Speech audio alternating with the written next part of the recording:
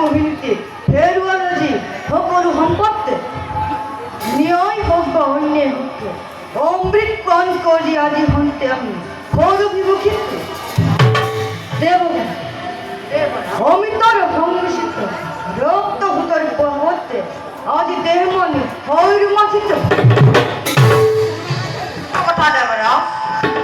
পূর্বর তুলনা শতগুণর অধিক শক্তিশালী ভাব